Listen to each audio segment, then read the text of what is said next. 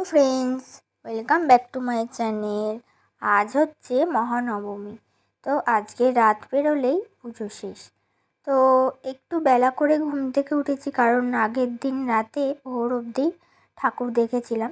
সেই ভিডিওটা আমার একটু ছাড়তে লেট হবে, অনেক বড় ভিডিও। তো যে ঘুম থেকে উঠে চান টান করে এখন যাচ্ছি হচ্ছে মাসির বাড়ি, কারণ নবমীর দিন আমাদের ওখানে খাওয়া দাওয়া হয় সারাদিন। তো বাড়ি থেকে বেরিয়ে দেখলাম আচারওয়ালা, তো একটু আচার কিনে নিয়েছি। পরে এই যে হেঁটে চলে এলাম মাসির বাড়ি। তো খুব সেদিন গরমও লাগছিল। তো তারপরে দুপুরবেলা দেখো হঠাৎ মেঘলা করে এসে কি বৃষ্টি, দেখো খুব জোরেই বৃষ্টিটা এসেছিল, ভালোই হয়েছিল। ঠিক তখন বাজে 3:30।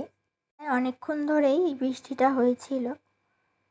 দেখো পায়রাগুলো কি সুন্দর বৃষ্টিতে একটু ভিজছে, ঢুকতে পারছে না, মেসেও যেতে পারছে না, কারণ অনেক জোরে বৃষ্টি চলে এসছে।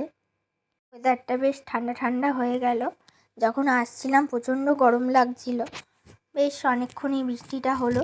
তারপরে আমাদের নবমীর দিন দুপুরবেলার খাওয়া দাওয়ার মেনুতে ছিল ভাত, ডাল, আলু ভাজা, মূলো দিয়ে একটা চচ্চড়ি, মাটন, জলপাইয়ের চাটনি। এই ছিল নবমীর লাঞ্চ মেনু। হ্যাঁ, আর চিংড়ি মাছের মালাইকারিও ছিল, বলতে ভুলে গেছিলাম। প্রথমে আমার দুই মেসো, বাবা, আমি আর আমার বোন খেতে বসেছিলাম। তারপরে আমরা খেয়ে ওঠার পরে বসলো দুই মাসি আর মা।